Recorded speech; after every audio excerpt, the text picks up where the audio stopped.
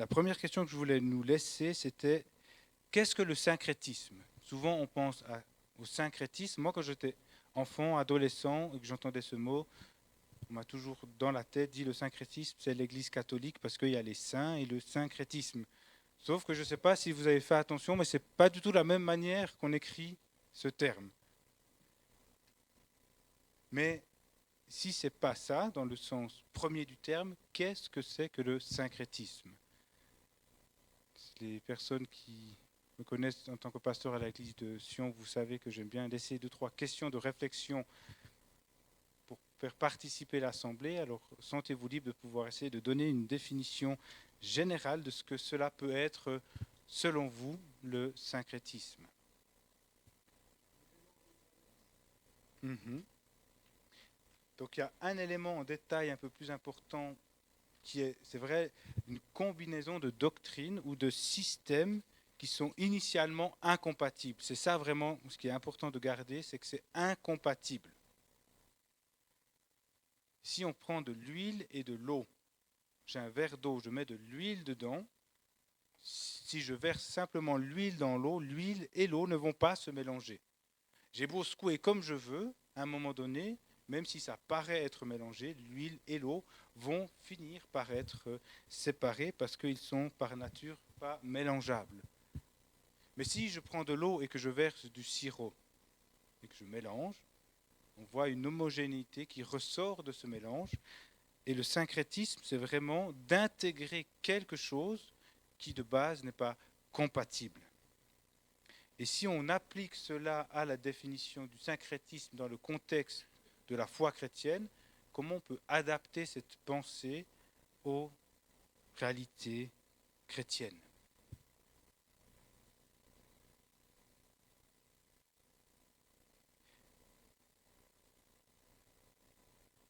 Donc si je donne une définition qui est plutôt générale, on peut rentrer dans les détails, mais le syncrétisme survient lorsque la foi, la vérité de l'évangile est mélangée avec d'autres éléments incompatibles.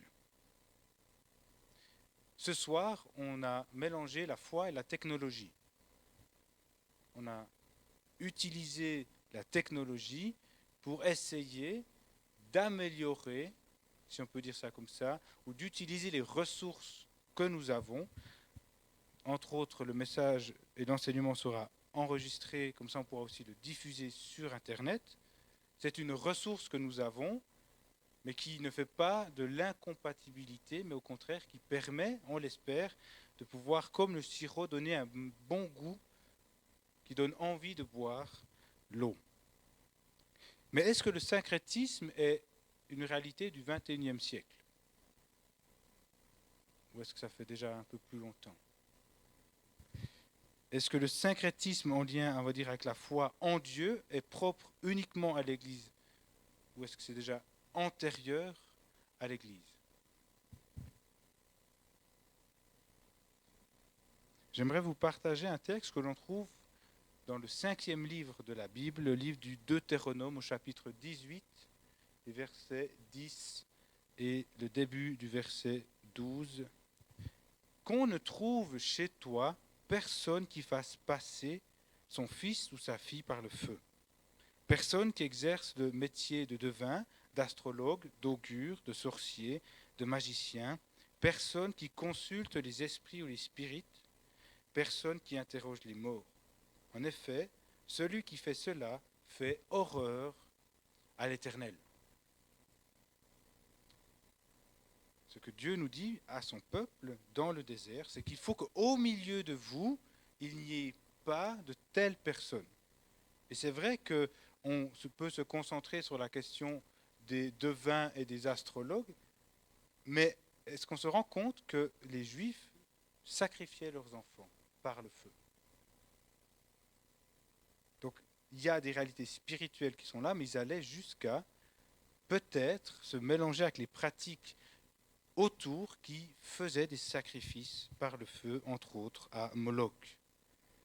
Et Dieu dit qu'il soit au milieu de vous aucune personne qui pratique ces choses, qu'il n'y ait pas de mélange entre vous. Et ça, c'était bien avant le Seigneur et sa venue, Mais aujourd'hui, on voit encore que les gens rendent visite aux devins, aux sorciers, aux astrologues, aux personnes qui parlent aux morts. En fait, le monde n'a pas vraiment changé. La forme peut-être oui, mais aujourd'hui, beaucoup de gens vont encore chez de telles personnes. Mais le Seigneur nous dit qu'au milieu de vous, il n'y ait pas de telles pratiques. Donc le syncrétisme ne concerne pas uniquement nous, chrétiens, au XXIe siècle, mais je crois profondément que c'est quelque chose qui était là depuis la chute, où l'homme a constamment eu besoin de chercher des réponses, un sens, et peut l'en trouver au travers de Dieu. Mais il y a beaucoup de passages dans le Nouveau Testament où nous pouvons retrouver ces réalités concernant le syncrétisme, mais j'aimerais nous inviter à nous arrêter sur un passage en particulier qui se trouve dans l'Épître aux Colossiens, au chapitre 2, les versets 8 à 19, et on va voir surtout les versets 8 à 12 et 16 à 19.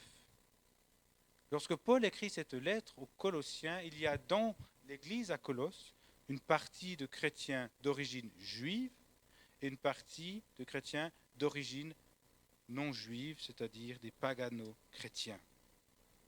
Et ils ont reçu l'enseignement par Paul, puis Paul est parti, et seulement quelques années après, Paul doit écrire cette lettre, et l'épître aux Colossiens est une épître, si vous la lisez, si vous prenez le temps de la lire à la maison, cette semaine, c'est une invitation que je vous fais, vous verrez à quel point le Seigneur insiste au travers de Paul pour rappeler que Jésus est tout. Dans l'épître aux Colossiens, ailleurs que dans le passage que nous verrons ce soir, il est dit, concernant la création, que toute chose a été faite par lui, donc par Jésus, pour Jésus et en Jésus. Rien de ce qui naît est en dehors de Jésus-Christ. Et pourtant, il leur dira ceci, à partir du verset 8 du chapitre 2, « Faites attention que personne ne vous prenne au piège par la philosophie, par des tromperies sans fondement qui s'appuient sur la tradition des hommes, sur des principes élémentaires qui régissent le monde et non sur Christ. En effet, c'est en lui qu'habite corporellement toute la plénitude de la divinité. Vous avez tout pleinement en lui, qui est le chef de toute domination et de toute autorité. C'est en lui aussi que vous avez été circoncis d'une circoncision qui n'est pas faite par la main de l'homme, mais par la circoncision de Christ, qui consiste à vous dépouiller du corps de votre nature pécheresse. Vous avez en effet été ensevelis avec lui par le baptême, et vous êtes aussi ressuscités en lui et avec lui par la foi en la puissance de Dieu qui l'a ressuscité. Et plus loin dans le verset 16, que personne donc ne vous juge au sujet du manger ou du boire, ou à propos d'une fête, d'un nouveau mois ou du sabbat. Tout cela n'était que l'ombre des choses à venir, mais la réalité est en Christ. Que personne, par son goût d'une fausse humilité, et du culte des anges, ne vous prive de la victoire. Plongé dans ses visions, un tel homme est sans raison enflé d'orgueil sous l'effet de ses pensées toutes humaines. Et il ne s'attache pas à celui qui est la tête. C'est pourtant d'elle que tout le corps, bien nourri et solidement assemblé par ses articulations et ses liens, tire la croissance que Dieu donne. Il y aurait sur ce passage beaucoup de choses à dire, et je ne sais pas si vous avez vu dans le titre, dans le flyer, c'est partie 1. On va aborder certains éléments ce soir, on abordera d'autres choses une prochaine fois, mais j'aimerais présenter 2 éléments complémentaires dans ce que peut être et se manifester cet élément de syncrétisme, un syncrétisme plutôt humain ou religieux, et le syncrétisme plutôt d'ordre spirituel. Le syncrétisme religieux ou humain, je pourrais le définir de cette manière-là, il se produit lorsque l'on mélange la foi en Jésus avec des systèmes philosophiques, moraux ou religieux. Typiquement, Paul dit au verset 8 et au verset 16 et 17, « Faites attention que personne ne vous prenne au piège par la philosophie, par des tromperies sans fondement, qui s'appuient sur des traditions des hommes, sur les principes élémentaires qui régissent le monde, et non sur Christ. » Et 16 et 17, « Que personne donc ne vous juge au sujet du manger ou du boire, ou à propos d'une fête, d'un nouveau mois ou du sabbat. Tout cela n'est que l'ombre des choses à venir, mais la réalité est en Christ. » On voit que Paul insiste sur le « en Christ », en lui. Mais la question que j'aimerais nous poser, peut-être qui va un peu titiller les uns et les autres, est-ce que fondamentalement la philosophie est du syncrétisme ? Si on donne une définition de la philosophie, en tout cas aujourd'hui, j'ai regardé dans une définition du dictionnaire, c'est en fait un ensemble de questions que l'on se pose par rapport au sens de qui nous sommes. Qui je suis, où je vais, pourquoi je suis là, quel est le but de ma vie. Est-ce que ces questions de base s'opposent ou sont incompatibles avec notre foi en Jésus-Christ? Au contraire, en Jésus-Christ, nous avons un sens à notre vie. Nous savons d'où l'on vient, pourquoi on est là, où l'on va. Mais le problème ici, c'est que ces croyants probablement non juifs d'origine voulaient imposer la philosophie de leur culture dans la foi chrétienne. Pour toutes ces questions, que ce soit la philosophie, la psychologie ou tous ces aspects qui sont parfois pas évidents de discerner, il faut qu'on se pose une question. Est-ce que c'est la parole de Dieu qui m'invite à comprendre le thème, ou est-ce que c'est le thème qui va influencer comment je lis la parole de Dieu? Si on regarde l'histoire des plus grands scientifiques de notre ère, de ce dernier millénaire, on voit que la plupart d'entre eux étaient des croyants qui voulaient sincèrement mieux connaître Dieu au travers de leurs recherches scientifiques. Mais le problème, c'est que parfois on a une pensée humaine et nous voulons l'imposer à notre foi et à l'Assemblée. Et c'est là qu'il y a incompatibilité. Parce qu'au temps de Paul, il y avait plein de courants philosophiques, l'ascétisme extrême, le gnosticisme et toutes ces philosophies qui amenaient une fausse compréhension de qui nous sommes et de qui est Dieu. Je ne vais pas aller beaucoup plus loin, parce que j'aimerais présenter un élément que nous ne trouvons pas dans l'épître aux Colossiens, mais dans l'épître aux Galates, à partir du verset 2 du chapitre 5, où nous voyons réellement un aspect religieux totalement incompatible avec notre foi, de manière explicite. Moi, Paul, je vous le dis, si vous vous faites circoncire, Christ ne vous servira à rien. Plus explicite que ça, c'est assez difficile. Et j'affirme encore une fois à tout homme qui se fait circoncire qu'il est tenu de mettre en pratique la loi toute entière. Vous êtes séparés de Christ, vous tous qui cherchez à être considérés comme justes dans le cadre de la loi, vous êtes déchus de la grâce. Non, c'est de la foi et par l'Esprit que nous attendons la justice espérée. En effet, en Jésus-Christ, ce qui a de l'importance, ce n'est ni la circoncision ni l'incirconcision, mais seulement la foi qui agit à travers tous. Vous courriez bien. Qui vous a arrêté pour vous empêcher d'obéir à la vérité? Paul met en garde dans ses pratiques religieuses qui nous ôtent, qui nous enlèvent de cette grâce. Cet esprit, qu'on peut dire, religieux qui nous oppose à la grâce de l'Évangile. Cette manière qu'ont eu les pharisiens de poser un cadre tellement strict, tellement loin, que lorsque la vérité elle-même vient dans leur ville, ils la crucifient. Ils n'arrivent pas à la voir parce que le cadre qu'ils ont posé était tellement rigide qu'ils n'ont pas pu recevoir la grâce du Seigneur. Et cela peut prendre des formes diverses et variées. L'évangile de prospérité nous dit que si nous donnons, alors Dieu doit répondre à nos prières. Mais au final, avec un tel raisonnement, est-ce que c'est moi qui suis Dieu ou c'est Dieu qui est Dieu? Si je donne et il doit, ça fait que moi, j'ai le pouvoir de baisser et de lever le levier comme je veux. Mais c'est un peu subtil parce que oui, le Seigneur nous dit qu'il y a plus de grâce à donner qu'à recevoir, que celui qui sème moissonne. Mais Dieu reste Dieu. Un exemple qui montre des fois que ça peut être assez subtil. J'aimerais nous inviter des fois à réfléchir à cette parole que nous retrouvons dans l'évangile de Jean, au chapitre 16, verset 34, où Jésus nous dit « Tout ce que vous demandez en mon nom, il vous sera accordé ». Et de ce verset, il y a cette pensée qui dit « Il faut obligatoirement finir ma phrase par « Au nom de Jésus, Amen ». Sinon, Dieu n'entend pas ma prière. On rigole, mais c'est vrai. On n'a pas le temps. Mais essayez de parcourir tout le Nouveau Testament. Depuis les Actes jusqu'à l'Apocalypse.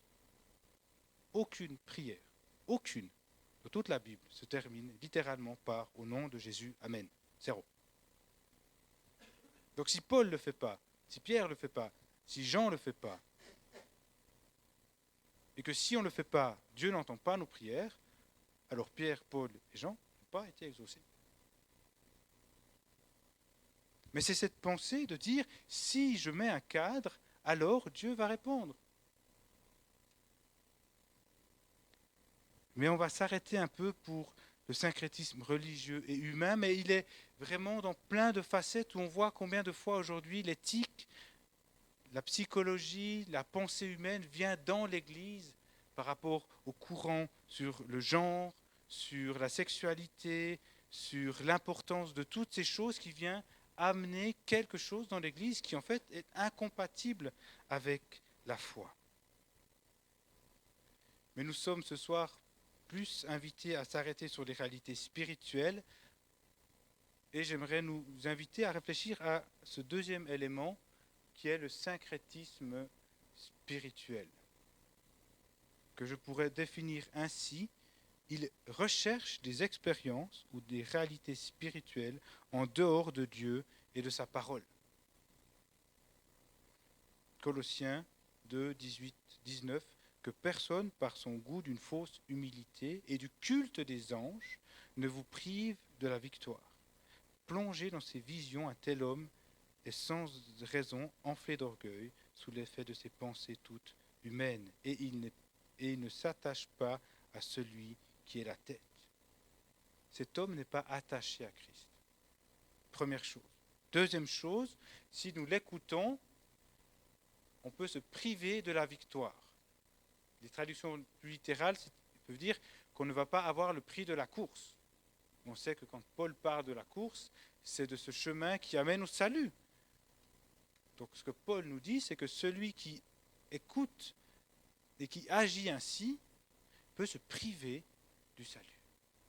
Parce qu'il cherche quelque chose de spirituel, non pas en Dieu, mais dans des visions et dans un culte des anges. Là aussi, on pourrait faire un enseignement de 1 heure sur les anges, quoi, comment, parce que la parole nous dit que les anges, dans Hébreu, sont au service de ceux qui héritent du salut. Dans les psaumes, il est dit que les anges campent autour de ceux qui craignent l'Éternel.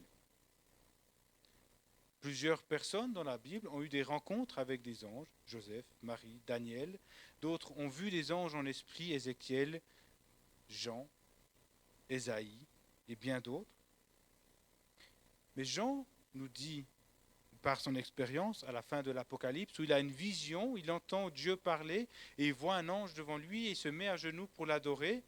Et l'ange lui dit, « Relève-toi, que fais-tu ? Dieu seul est digne d'être adoré. Je suis simplement ton compagnon de service. » On est ensemble au service de Dieu pour son œuvre. Et oui, nous pouvons, et parfois nous le faisons dans le ministère de délivrance, on ne demandons pas à l'ange, mais à Dieu, si c'est nécessaire, de pouvoir être soutenu pour ce ministère. Et parfois, Dieu a envoyé des anges pour le salut de ceux qui l'appelaient. Mais on ne va pas venir et dire, s'il te plaît, est-ce que toi, l'ange qui serait là, tu peux venir m'aider? Non, Dieu, si c'est nécessaire, et c'est ainsi que tu le souhaites, que tes messagers, que tes envoyés puissent œuvrer pour le ministère que tu désires, pour le salut et ta gloire.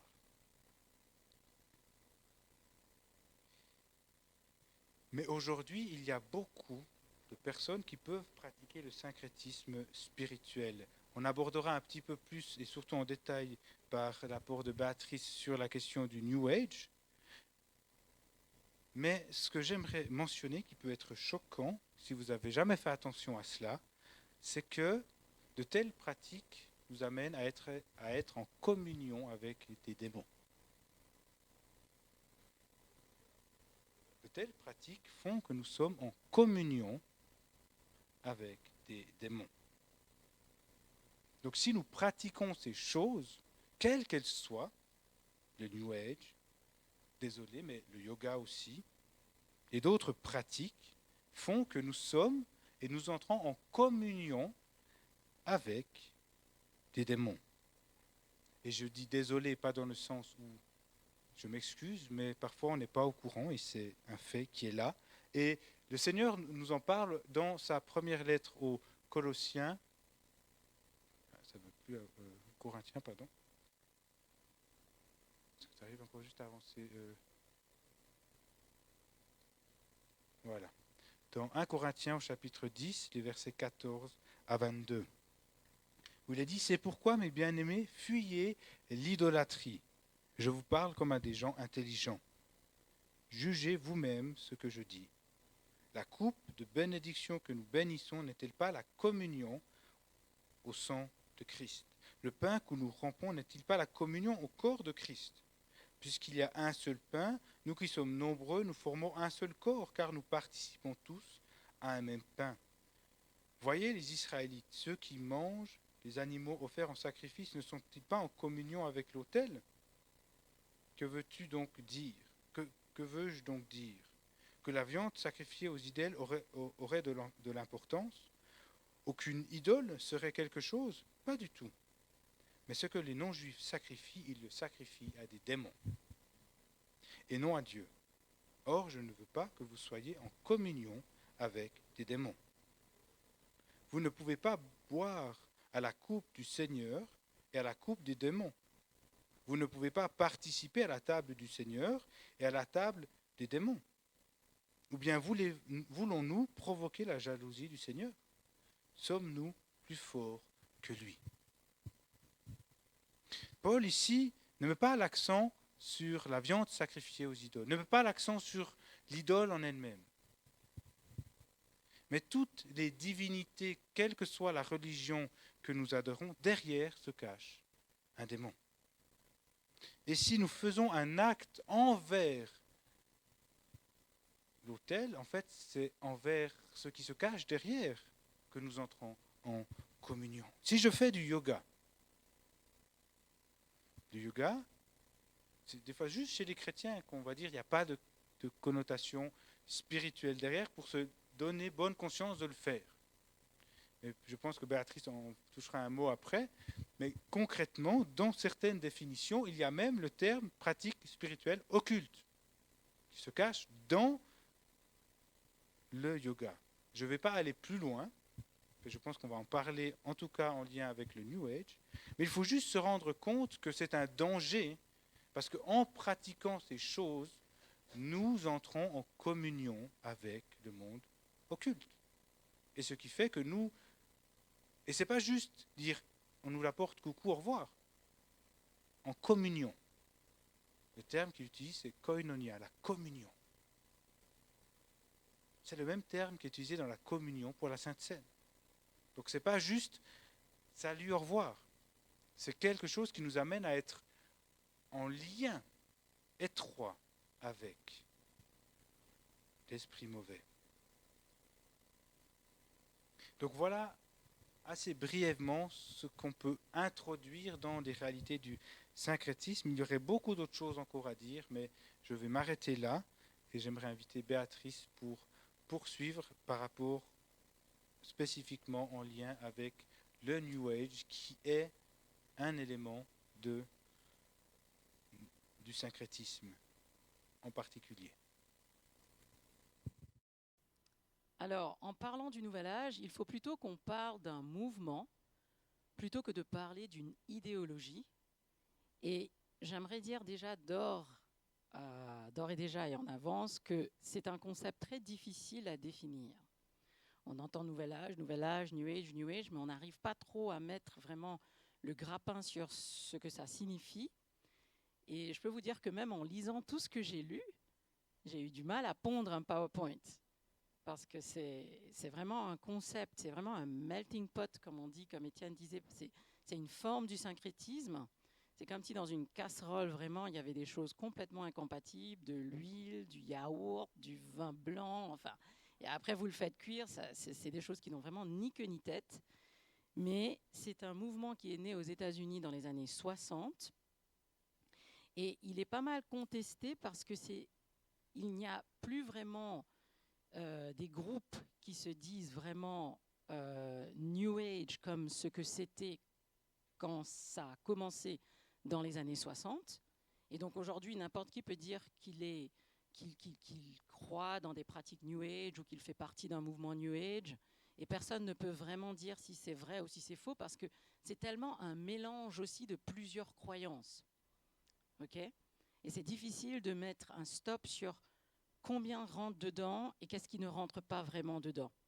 Okay ? C'est un mouvement qui est un peu mort dans les années 80, mais qui a maintenant repris du momentum depuis les 20 dernières années. Alors, il est composé de plusieurs choses. Attends, non, ça c'est le syncrétisme. Oui. Alors moi, j'aime faire des bulles parce que moi, je travaille avec des bulles. Je travaille avec des graphes, des choses comme ça. Et, par exemple, un mélange d'ésotérisme, des religions métaphysiques, de l'astrologie et encore. Là, j'en ai donné que 3. Par exemple, l'astrologie. Dans les années 60, quand ce mouvement est né, il y avait une des croyances fondamentales qui était que, par exemple, la position des étoiles, quand une personne naît, influence la personne, influence son destin, son caractère, sa personnalité, son physique, son mental, tout. Okay ? Ça, c'est la science des astres. D'accord ? Par exemple, l'ésotérisme, c'est vraiment un concept extrêmement abstrait, mais en gros, c'est la révélation des secrets pour des initiés, des gens qui sont initiés, qui apprennent des réalités secrètes. En gros, c'est de la sorcellerie. Hein. Je suis en train d'être... j'essaye d'aller mollo, mais en fait, c'est de la sorcellerie. C'est parce qu'ils travaillent avec des esprits qui leur révèlent des choses et tu dois être une initiée dans ce groupe pour avoir droit à cette information-là. D'accord ? Bon, les religions métaphysiques, c'est ce qui a à faire avec tout ce qui est physique, l'être. Ok ? Les affaires physiques, les choses naturelles, aller dans les réalités de la nature. Ok ? Mais ça va plus loin. Dans le Nouvel Âge, je vais y arriver, les pères fondateurs du Nouvel Âge embrasaient surtout les philosophies bouddhistes ou hindouistes, comme par exemple la réincarnation, le karma, l'éveil, l'éclairage ou l'illumination. On va arriver aux idées fondamentales dans le courant du New Age. Okay ? J'essaye de vous poser un petit historique dessus. C'est vrai qu'on a appelé ça partie 1, parce que c'est vraiment énorme. Okay, c'est passé par plusieurs personnes, cette affaire de New Age, et après ça s'est divisé en plusieurs groupes. Il y a eu des organisations qui se sont créées, surtout aux États-Unis, et après, les organisations, bon, beaucoup n'existent plus, mais maintenant, il y a plusieurs groupes hippies un peu qui pratiquent ça et qui se rencontrent entre eux, la joie, la paix, le bonheur, l'amour, machin, mais le fond, ce sont ces pratiques ésotériques, occultes. D'accord ? C'est ça la racine. Parce que les pères fondateurs, eux, ils embrasaient ces philosophies-là. Le karma, par exemple, dans l'hindouisme, c'est... mais c'est, par exemple, ce que les ancêtres ont fait, qui vient sur toi, qui vient sur la personne, sur un des descendants. C'est le karma de cette personne-là. Ça va arriver à cette personne-là naturellement parce qu'il y a ça c'est écrit dans sa vie, dans son destin ou des choses comme ça. Et c'est fatal. Tu ne peux pas échapper au karma. D'accord ? Nous, on a la prière. Okay ? Et on peut échapper à une malédiction par la prière. Okay ? Le karma, il est absolu. C'est le karma, donc il faut l'accepter. Mais dans la foi chrétienne, que ce soit, c'est pas parce que le père, le grand-père était alcoolique que maintenant le petit-fils doit être alcoolique. C'est pas obligatoire. Ok, on a été sauvés. Amen. Ok. L'éclairage ou l'illumination, ou arriver au nirvana comme les bouddhistes, tout ça rentre dedans. Alors, comment c'est né ? J'aimerais parler un petit peu. Donc, je parle des origines un peu. Et je sais que je vais mentionner plusieurs termes que je ne pourrais pas rentrer dans tous ces termes-là. Mais j'aimerais vous donner quand même une idée de toutes ces philosophies qui ont créé ce mouvement, okay, sur lequel il est basé. J'espère que je vais peser le bon bout, que je vais appuyer le bon, je ne sais pas. Même de loin, tes lunettes sont fortes. Je plaisante. Donc, enraciné dans des philosophies comme la théosophie, l'anthroposophie, l'orientalisme, qui était un mouvement littéraire et artistique né en Europe occidentale au XVIIIe siècle. Et il marque l'intérêt pour des pays, là encore c'est mystique, les pays dits du couchant, donc du soleil couchant, le Maghreb, et les pays dits du soleil levant, par exemple les pays du Moyen-Orient. Okay ? L'anthroposophie, c'est vraiment assez compliqué, mais c'est basé sur les pensées et les écrits d'un occultiste qui s'appelle Rudolf Steiner. Okay ? Et lui, il emprunte vraiment une doctrine syncrétique où il mélange des notions comme les religions indiennes, le théosophisme, lui aussi avec les affaires comme karma, réincarnation, et aussi il mélange aussi le christianisme dedans. Okay ? Donc j'ai dit théosophie, anthroposophie, orientalisme. Yes. L'occultisme, j'ai fait une faute si jamais dans la méditation. Je viens de le voir tout à l'heure, c'était trop tard. L'occultisme, dans l'occultisme, on peut mettre l'ésotérisme, on peut mettre l'astrologie, les techniques de méditation et la nécromancie. Étienne a parlé tout à l'heure, dans Deutéronome 28, on le voit, mais dès l'Ancien Testament, Dieu interdit de parler aux morts. Et quand on va parler, quand je vais montrer un peu les idées fondamentales, vraiment le courant du New Age, on va voir combien vraiment, en tout cas ceux qui la pratiquent vraiment dans le fond, je pense qu'ils savent qu'ils parlent à des choses qui sont complètement opposées à Dieu. Parce qu'il y a en fait de la communication entre eux et ces entités-là. On va voir ça un peu bientôt. Donc voilà, la nécromancie, c'est le fait de parler aux morts, par exemple. Et aussi la psychanalyse, qui est une discipline qui a été fondée par Freud, Sigmund Freud, en 1922. C'est une méthode pour analyser la psychologie, le mental des gens. Okay ? C'est en plusieurs étapes, mais en gros, c'est ça. D'accord ? Et ce qu'ils appellent le développement personnel, c'est-à-dire développer soi-même, devenir un être meilleur, améliorer sa qualité de vie, des principes tels que penser positivement, dire des choses positives. Et là, je rebondis aussi sur ce que le pasteur a dit tout à l'heure. Il y a de la force dans le fait de dire des choses positives. Il y a de la force dans le fait d'avoir des pensées positives. Et nous croyons aussi dans la déclaration. Il y a des psaumes, il y a des choses qu'on peut déclarer, et c'est biblique de faire des déclarations. On peut déclarer les promesses de Dieu, réclamer les promesses de Dieu. Mais on ne peut pas non plus forcer Dieu à faire. OK ? Dans la pensée, dans cette affaire de développement personnel, et j'y arrive, pourquoi ? L'idée, c'est qu'on peut influencer les événements, influencer le corps à travers sa pensée. à travers ce développement personnel. Okay? Et éventuellement, ça influencera la société, la communauté. Vous voyez? C'est ça l'idée, hein? Parce que ils sont ensemble. Pour eux, la société va changer comme ça. Ça va influencer toutes les personnes. Okay? Or, on a un Dieu qui est souverain. Donc, ce n'est pas très compatible. Oui, c'est bien d'être positif et il le faut.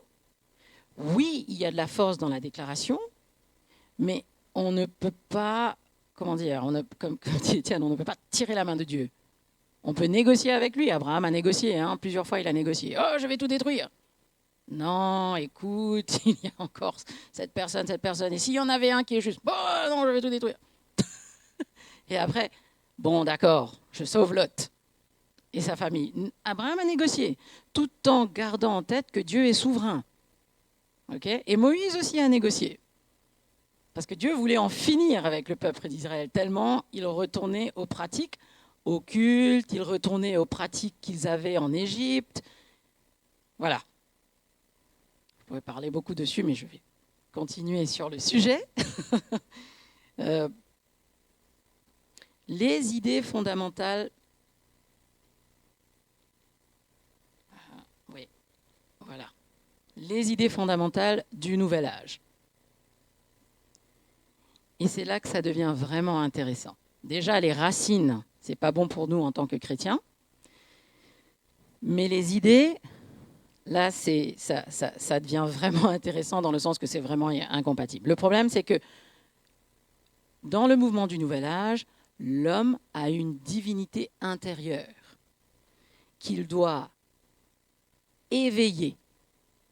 Cette divinité intérieure, elle peut être éveillée. En gros, c'est quelque chose qui est caché, profond en lui. Je fais des petits carrés comme ça, mais je vous assure que j'ai lu beaucoup de choses pour pouvoir faire des petits carrés comme ça. Parce que c'est vraiment un tas de littérature dessus. Et c'est pour ça aussi que c'est tellement dangereux. Parce que c'est difficile pour les gens de comprendre ce qui se passe vraiment. C'est difficile d'arriver à la vérité. Mais la vérité, c'est ça. Je suis désolée, celui-là, vous voyez moins bien à cause de la couleur. Mais le premier carré, là, en orange, c'est la divinité de l'homme. La divinité de l'homme qui peut être éveillée. Parce que l'homme a une divinité intérieure. Et le deuxième, qui est un peu en gris ou en bleu pâle, c'est le millénarisme. C'est cette idée de l'arrivée d'une nouvelle ère. C'est comme ça que ça a commencé dans les années 60. Et ça a un peu créé ce mouvement de hippisme, peace and love. Et moi, je chantais une des chansons très connues, c'est l'arrivée de l'âge de l'Aquarius, The Dawning of the Age of Aquarius, peut-être certains connaissent. Mais ça vient de là, ça vient de cette idée-là, parce que eux, ils attendaient l'arrivée de l'âge du Verseau. Donc, c'est complètement dans les affaires d'astrologie. OK ? Donc, c'est jamais arrivé, si jamais. Ils attendaient que ça arrive à un moment donné dans les années 80, c'est jamais venu. Mais ça a gardé quand même le terme. L'arrivée de ce nouvel âge. Et l'arrivée de cette ère, ça serait une ère d'harmonie du monde, comme j'ai mis dans le deuxième petit carré, où vraiment le monde ne serait plus en conflit comme il était, soi-disant, avant les années 60, mais on voit qu'il y a toujours beaucoup de conflits aujourd'hui, mais que le monde serait en harmonie. Il y aura la paix, tout le monde sera connecté. Et c'est parce que, justement, dans le petit carré bleu ici, c'est parce qu'il y a cette philosophie, cette croyance de holisme où tout le monde est interconnecté par un flux d'énergie. Okay ? Il y a une énergie qui nous connecte tous. Pardon, mais il y a Dieu qui nous connecte tous. Il y a Dieu qui nous a créés. Et Dieu n'est pas l'énergie. Okay ? Et ils ont aussi, qui est vraiment, on va voir pourquoi c'est vraiment grave aussi pour nous, c'est qu'ils ont une approche de la vérité, comme si pour arriver à la vérité, c'est une méthode qui n'est pas comme la méthode qu'on utilise scientifiquement, c'est-à-dire en mathématiques 2 plus 2 égale 4, point. Okay, mais pour eux, c'est pas comme ça qu'on arrive à la vérité. C'est une vérité personnelle, individuelle. Okay, encore une fois, parce que puisque l'homme peut être divin, il peut avoir sa vérité à lui. Donc la vérité n'est pas absolue. Vous voyez ? La Bible est la parole de Dieu, et la parole de Dieu, c'est la vérité. Point. OK ? Donc, comme il n'y a pas de vérité absolue, chacun fait un peu à sa sauce. Chacun peut faire ce qu'il veut. Chacun peut faire ce qu'il veut. Pardon. OK ? Donc, il rejette les méthodes de la science moderne pour arriver à la vérité, pour pouvoir dire que, voilà, chacun a sa vérité. OK ? Si la chaise, elle est blanche, c'est la vérité. Voilà. Ce micro est noir, sauf si je ne peux pas voir les couleurs. Mais ce micro est noir, c'est la vérité. Voilà. Mais pour une personne qui est dans le mouvement du nouvel âge, ben, c'est peut-être blanc pour lui et c'est OK. Vous voyez un peu ? Je ne suis pas sympa, mais c'est ça. En gros, c'est ça. Maintenant, il y a des principaux courants. Ça va là ? Jusque-là ? J'ai encore une bulle. Par contre, je ne sais toujours pas utiliser ça, mais je sais faire des bulles. OK ? Alors, je vais expliquer un peu parce que je ne sais pas si vous voyez bien. Donc, les principaux courants, c'est ce que j'ai mis au milieu. C'est pour regrouper un peu toutes ces philosophies-là. Les principaux courants, les principales... Donc, c'est les pratiques surtout. Hein. Et moi, je vais m'arrêter sur une en particulier. Je ne vais pas aller dans tout ça. Mais le premier, c'est la science du New Age. C'est une philosophie de la nature.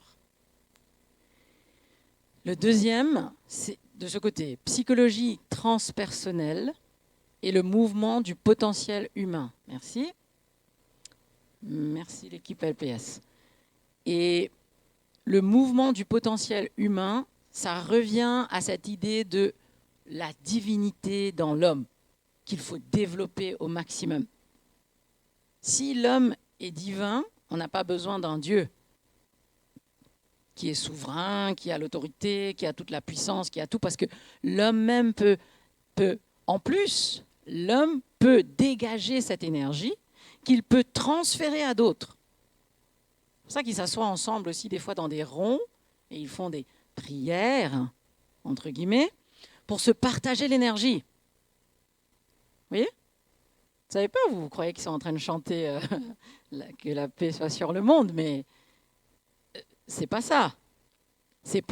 Ils se partagent cette énergie, puisque de toute façon, ils sont interconnectés par un flux d'énergie. OK ? Donc, la psychologie transpersonnelle, on peut passer de l'autre côté maintenant, ou en bas, comme vous voulez. Voilà, le channeling. Moi, je vais m'arrêter sur le channeling pendant un moment, je vais expliquer ça. Et tout en bas, le néopagisme, c'est vraiment la ressurgence des pratiques païennes de l'Antiquité. Et là-dedans, vous trouvez vraiment le folklore européen, les pratiques de l'Antiquité, mais aussi l'ésotérisme et la sorcellerie. OK ? C'est juste un regroupement des pratiques païennes. OK ? Maintenant, parlons du channeling. Le channeling. Parce que les pères fondateurs de ce mouvement, en pratiquant des techniques de méditation, ils ont découvert qu'ils avaient des capacités de divination, par exemple. OK ? Mais ils expliquent, et moi j'aime sourcer mes informations, toujours, je suis juriste. Donc mes informations viennent de l'Encyclopédie Britannica ou de l'Encyclopédie Universalis. Donc c'est l'équivalent de l'Encyclopédie Britannica qui est très reconnue en anglais, et l'équivalent en français, l'Encyclopédie Universalis. La plupart, pas que ça, mais le plus important, la source la plus importante, c'est la Bible. Mais voilà. Donc, les pères fondateurs, donc il y en avait plusieurs, et là il y en a un qui me vient, David Spangler. Je ne veux pas inventer quelque chose. Je vais dire son nom correctement quand même. Je crois bien que c'était... Il y avait Frank Alpert et après il y avait Spangler. Hein. Bon, ça me reviendra si je ne le trouve pas tout de suite. Mais en tout cas, ils n'avaient pas de mal, ces personnes-là, à dire que quand ils ont découvert ces capacités de divination, en fait, c'était parce qu'ils étaient en communication avec des êtres qu'ils disaient extraterrestres ou des êtres pré-terre naturelle. Je dis bien le mot. Pre-terre natural. Pré-terre naturelle. Ce qui veut dire des êtres qui existaient avant le péché originel. C'est comme ça qu'ils l'appelaient. Hein. Et il y en a de ces divinités-là qui se sont identifiées, dont un qui s'appelle Seth, S-E-T-H, un autre qui s'appelle Lazarus, et ils sont devenus populaires. Ok ? Mais avec qui est-ce qu'ils étaient en train de communiquer ? Point d'interrogation qui n'est pas très difficile. La réponse n'est pas très difficile. Ok ? Donc, eux, ils disaient qu'ils communiquaient, et le channeling, c'est exactement ça. C'est de communiquer avec des êtres spirituels divins, okay, qu'ils appelaient extraterrestres, ou en tout cas des êtres qui, pour eux, existaient avant le péché originel. D'accord ? Et ils faisaient ça, donc, avec des techniques de méditation ou à travers l'utilisation de cristaux. C'est pour ça que vous voyez beaucoup aujourd'hui des personnes qui utilisent des cristaux, soi-disant pour attirer une bonne énergie ou chasser une mauvaise énergie ou, je ne sais pas, pour pouvoir se mettre dans un environnement où ils peuvent appeler des entités, etc., etc. Ce sont des pratiques occultes. En fait, c'est juste pour appeler ces esprits-là, et ce sont ces esprits-là qui viennent leur donner des informations. Et eux, ils le disent clairement. Hein. Ils disent clairement que c'était... Ils disent pas c'était des esprits, ceci, cela. Ils disent, voilà, c'était des entités X. Ils s'appelaient comme ça, comme ça, comme ça, et c'est eux qui nous donnaient des informations. OK ? Et le channeling, c'est tout ce que Dieu dit de ne pas faire. C'est tout ce que Dieu dit de ne... C'est une des choses que Dieu dit de ne pas faire. Déjà, s'ils disent que ce sont des êtres qui existaient avant le péché originel, donc peut-être qu'ils sont morts. Mais on sait que ce n'est pas des êtres qui sont morts comme nous, on comprend la mort. Mais moi, j'ai comme une petite idée que c'était peut-être des anges déçus. Je ne sais pas pour vous, mais moi, c'est mon idée. En tout cas, ce n'étaient pas des anges qui viennent du royaume de Dieu. Ça, vous retirez de la tête. Et d'ailleurs, cette pratique est toujours répandue aujourd'hui. Et ça s'attache à la pratique des médiums, qui ont des pratiques pour communiquer avec des entités spirituelles. OK ?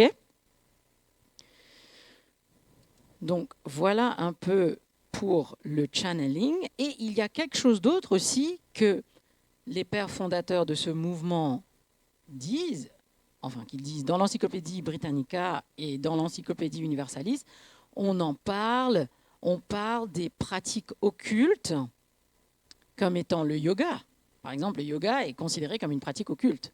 Dans ces deux encyclopédies-là, comme Étienne dit, beaucoup de chrétiens ne veulent pas croire que le yoga a un problème, qu'il y a un problème avec le yoga, parce qu'on veut croire qu'il y a des effets positifs sur le corps, etc. Certes, si on veut faire du stretch, on fait du stretch, il n'y a pas de problème. Mais le yoga n'a jamais été inventé pour faire du stretch. Le yoga a été inventé en Inde et c'était pour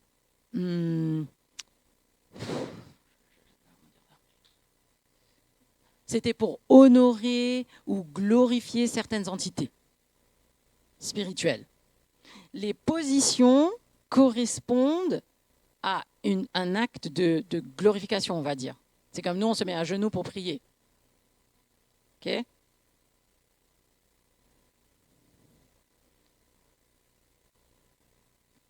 Donc, non, le yoga, c'est pas que du stretch. Et on pourrait aller très très loin là-dessus. Faites du stretch si vous voulez faire du stretch, mais zappez le yoga. Ok? J'essaie d'aller vite. Les différences importantes, j'en ai pris que 2 ou 3. Non, j'en ai pris 3 d'ailleurs. 3 différences importantes entre le courant du Nouvel Âge et le christianisme. Et j'aimerais que vous gardiez en tête que beaucoup des pensées du Nouvel Âge se sont vraiment discrètement, sournoisement infiltrées dans l'Église.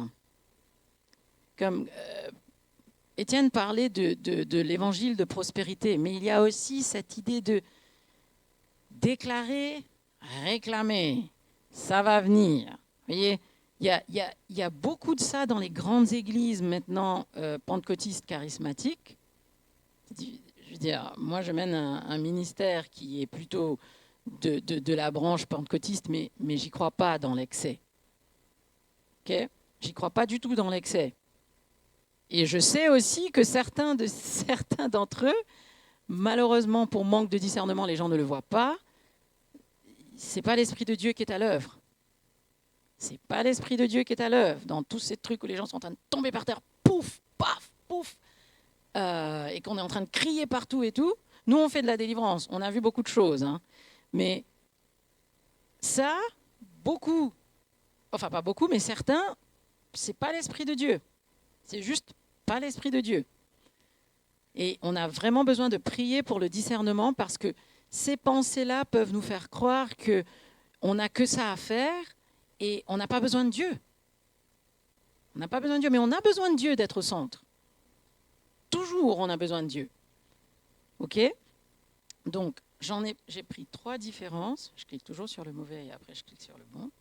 Pour voir, je ne suis pas une technicienne je ne suis pas très forte dans les affaires informatiques. Alors, Dieu dans le christianisme est une entité tripartite et une entité personnelle. C'est une entité qui cherche une relation avec nous. Dieu le Père, Dieu le Fils, Dieu l'Esprit. Il cherche une relation avec nous. C'est un être personnel. Dans le Nouvel Âge, on parle plutôt d'une force, une entité avec une force énergétique, une énergie cosmique. Il est impersonnel parce que c'est le cosmos. OK ? On ne parle pas d'un Dieu qui est une personne ou quelqu'un avec qui nous, on peut avoir une relation. On parle d'une expérience avec un Dieu, qui est une expérience avec l'univers. Et pour pouvoir arriver à cette expérience-là, il faut méditer. Okay ? Il faut être connecté avec l'univers. D'accord ? Une autre différence, c'est la vérité, puisque je parlais de tout à l'heure, que eux, pour arriver à la vérité, ils n'utilisent pas 2 plus 2 égale 4. Ils utilisent je ressens, je pense, je ne suis pas sûr. J'exagère un peu, mais c'est ça. C'est ça. Le sentiment ne dicte pas la vérité, malheureusement. Des fois, on a des sentiments, mais ça ne vient pas de Dieu aussi. Okay ? Le sentiment ne dicte pas la vérité. C'est un ressenti, ok. C'est ce qu'on ressent, mais des fois, ce sentiment, cette émotion ne vient pas de Dieu. Ok ? Et la vérité dans le mouvement du Nouvel Âge, la vérité, elle est personnelle et elle n'est pas absolue. Donc, c'est une différence fondamentale entre nous. Ok ? La vérité que Dieu est Dieu, qu'il a créé l'univers, il a tout créé. Et nous, d'ailleurs, nous sommes la création. Nous ne sommes pas Dieu, nous ne sommes pas des dieux, nous ne sommes pas divins. Ok ? Ce verset phare, c'est une autorité que Jésus-Christ nous a donnée, mais c'est lui, Dieu. Okay ? C'est une autorité qu'on exerce à travers Dieu. Pas parce que nous, on a une divinité nous-mêmes. OK ? Une autre différence. Là, c'est difficile, mais parce que c'est un peu petit, mais c'est Jésus dans le christianisme. Merci, encore. Merci. La technique et LPS aussi derrière. Je vois que vous êtes en train d'aider la technique. Merci. Et Jésus chez nous, ok, c'est Dieu, Il n'y a qu'un seul Jésus, il est le Sauveur, et effectivement, il est le seul moyen pour arriver à Dieu. Ok ? Dans le mouvement du Nouvel Âge, Jésus, c'est un baba cool, une grande barbe, c'est un baba cool, sympa, chouette philosophe, on peut aller boire le thé avec lui, je veux dire. C'est un peu ça, c'est un chic type, quoi. C'est un chic type, mais c'est le chic type chez eux quand même. Ils ont plusieurs pensées, plusieurs philosophes, plusieurs machins, mais ils aiment quand même beaucoup ce Jésus. Hein. C'est le modèle. C'est le modèle. C'est un des maîtres. Okay, ils ont ces pensées qu'il y a des maîtres. Okay, et Jésus, c'est plutôt un état de conscience. C'est un état de conscience supérieur, c'est l'état de conscience, et il est descendu sur d'autres maîtres, comme par exemple Bouddha. Vous voyez ? Et donc, du coup, on peut avoir plusieurs Jésus. OK ? Et il est un moyen d'éveiller cet état de conscience supérieur. OK ? Et il est un moyen vers Dieu. Et ça, c'est la kata, parce qu'il n'y a pas 50 000 moyens vers Dieu. Il n'y a pas 4-5 moyens vers le Père. Il n'y a que Jésus-Christ. Tous les moyens mènent à Dieu, non. Toutes les religions mènent à Dieu, non. Toutes les prières mènent à Dieu, non. La méditation mène à Dieu, non. Ok. Jésus mène à Dieu. D'accord ? Alors, j'ai...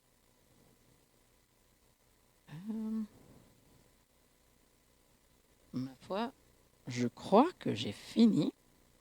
Et ça, c'est une première. Parce que Étienne doit conclure. Et je reviendrai après pour les informations. Mais là, j'ai fini ma partie sur ce que je voulais dire sur le Nouvel Âge pour cette fois. Comme vous avez vu, on a touché à plusieurs notions et on n'arrive pas à rentrer dans tout. Mais on aimerait quand même faire d'autres parties sur ce sujet parce que trop de personnes sont piégées là-dedans et ils sont piégés spirituellement aussi. D'accord ? Parce que c'est grave. Cette idée de communion avec des démons, ils ont des capacités de diviner, de connaître l'avenir, de savoir comment s'appelait ta grand-mère, sans rencontrer ta grand-mère qui est morte il y a 20 ans, 45 ans. Je veux dire, ton grand-père portait une cravate à son enterrement. Enfin, ils ont des capacités de savoir tout ça à travers ces entités-là. Et donc, ils sont carrément en communion avec eux. Ils sont en communion avec eux. Ils sont en accord, ils sont en communion avec eux. Et ce sont des pièges. Parce qu'il y en a qui vont vers ces pratiques-là en cherchant la paix, en cherchant la guérison. Ça, c'est une autre chose aussi. Hein. Dans le Nouvel Âge, tu peux te guérir toi-même. Aussi, par la pensée. OK ? Donc, je m'arrête là pour aujourd'hui. Je m'arrête là pour cette partie. Et on espère pouvoir faire une deuxième partie dessus dans un avenir proche. Voilà. J'invite Étienne pour conclure. Merci. Moi, je suis allé jusqu'au 7 et il n'y a pas plus haut. D'accord. Mais oui, Paul a été ravi au 3e ciel, d'accord, on le voit. Mais toi, 7, et puis il n'y a que 7. Montre-moi où c'est dans la parole. Montre-moi où c'est dans la parole. Restez attachés à Christ.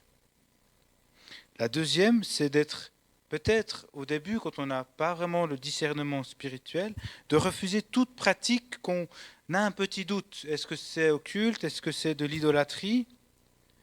Mais après, il faut comprendre ce qu'elles sont, si elles le sont ou si elles ne le sont pas. Le stretching, ce n'est pas de la méditation, ce n'est pas de l'occultisme. Mais le yoga, oui. Comment faire la différence? Et si on a eu fait, qu'est-ce qu'on fait? Il faut déjà prendre conscience que ce n'était pas juste et ne plus le faire à partir de maintenant. Et la repentance, on a vu à l'Églisation le livre du prophète Joël, c'est deux choses ensemble. Ce n'est pas juste demander pardon et puis faire sa vie. Ce n'est pas juste changer de chemin sans demander pardon. C'est demander pardon à Dieu et choisir de changer de chemin. Et la dernière chose qui n'est pas toujours facile, parce que ça nous rend vulnérables, mais c'est d'exercer le discernement spirituel. On avait fait un enseignement, vous pouvez retrouver la vidéo sur la différence entre le don du discernement et le discernement spirituel. Le don du discernement est un don que Dieu donne, et le discernement spirituel est une preuve de maturité spirituelle, et ce n'est pas un don. Et il faut vivre la communion fraternelle. On est ensemble, Dieu nous donne, on n'a pas une énergie commune, on a un Dieu commun. Nous sommes unis en Jésus-Christ, et il peut nous aider ensemble les uns les autres pour aller de l'avant. Et je crois que si on est sincère et vrai dans ces 3 applications, on s'évitera déjà pas mal de problèmes. Et j'aimerais juste conclure par la prière pour l'enseignement, et après, pour celles et ceux qui souhaitent rentrer, vous pouvez le faire, puis celles et ceux qui souhaitent rester, vous pouvez rester, on prendra aussi un temps de prière plus général aussi pour ceux et celles qui seront là.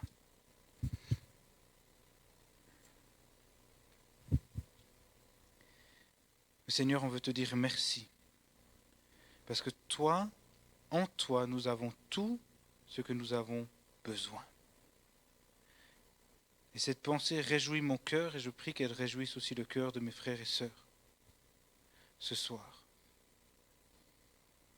Si nous sommes fatigués, nous avons le repos en toi. Si nous sommes tourmentés, nous avons la paix en toi. Si nous sommes tristes, nous avons la joie en toi. Si nous sommes sans amour, nous pouvons trouver l'amour en toi. Et plus que cela, Seigneur, j'ai de la joie dans le cœur de savoir que tu as ce désir de venir à notre rencontre. Ce n'est pas quelque chose qu'on doit forcer, ce n'est pas quelque chose qu'on doit réclamer avec insistance. Ton cœur de Père désire nous donner tout ce dont on a besoin, pas ce que l'on veut, mais ce que l'on a besoin selon ton bon vouloir. Et Seigneur, pour chacune et chacun de ceux qui sont présents ce soir, peut-être celles et ceux qui écouteront l'enseignement sur YouTube, que ta paix, Seigneur, que ta vérité, que ton esprit puisse révéler ce qui a besoin d'être révélé, afin que chacune et chacun de nous puisse marcher dignement devant toi, pour te rendre la gloire due à ton nom, toi le seul vrai Dieu. Sois loué, sois glorifié. Amen. Contacter, il faut m'envoyer un mail. C'est libérépourservir@gmail.com. C'est un peu comme ça que je réponds aux demandes, s'il y a des demandes de rencontres pour la prière, etc.